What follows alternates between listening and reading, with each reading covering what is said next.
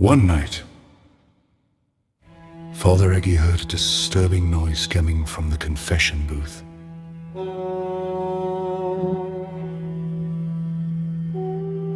As he tiptoed toward number 3, he caught whispers. First a voice he knew too well, then one he didn't.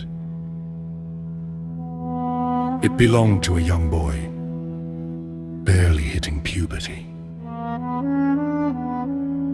The boy began his confession innocently enough, but it twisted quickly into something violent and unspeakable.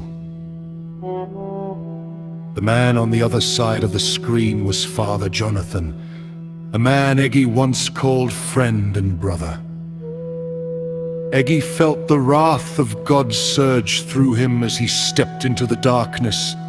His eyes, once made for prayer, now witnessed the devil's own work.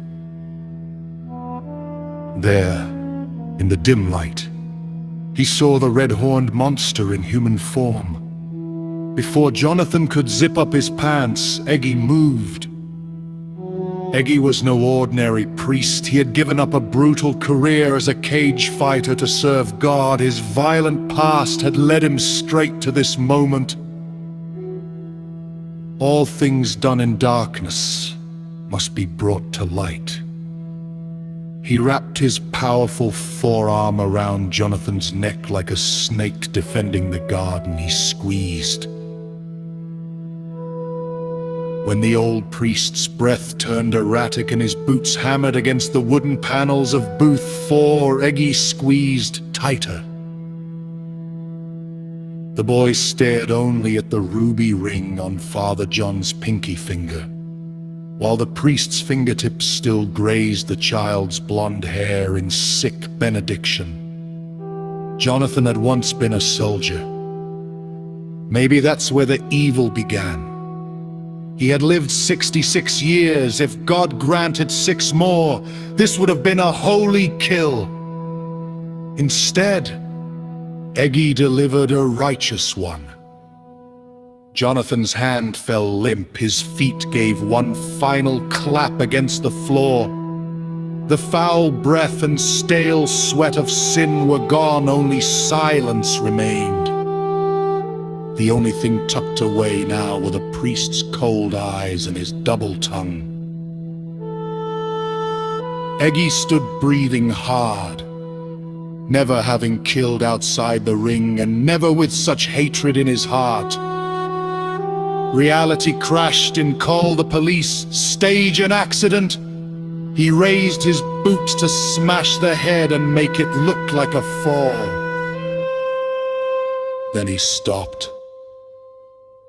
Not by God's will, but by the sound of slow, cold clapping coming from confession booth number 4.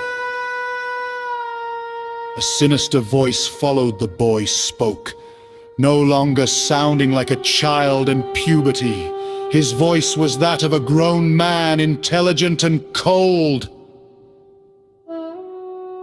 If you stomp his head in, it'll need more answers than simply letting him lie where he lay. Eggy stepped back.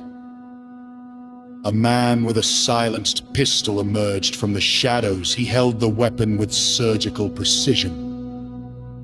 He wore all black with a priest's collar, but he was no man of God. The stranger smiled coldly. The boy ripped off his shirt, revealing a tattoo and a filthy mouth that proved he was no innocent.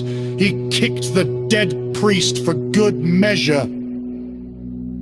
Before Eggy could finish the thought that he had just killed a man of the cloth, the stranger dropped photographs onto the floor like playing cards from hell. Naked children, boys and girls, 7 men wearing the same ruby rings on their pinky fingers. The Brothers of Lost Saints. "Old man," the professional said as he walked out, pulling off the fake collar and lighting a cigarette from a votive candle, "we could use a real priest." He had connections.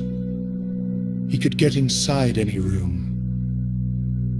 You want to understand evil inside a man. First you rip him down to his bare self, then you peel back the skin, then you kill a small part of yourself for not seeing it sooner. If you want to be reborn in God's eyes, be baptized, follow me. The false priest knelt mockingly and prayed over the body Eggy had murdered. When he finished, Eggy spat on the corpse. A dark grin spread across his face, matching the fire in his eyes. Eggy, what do you call yourself now? The professional's voice echoed as he left.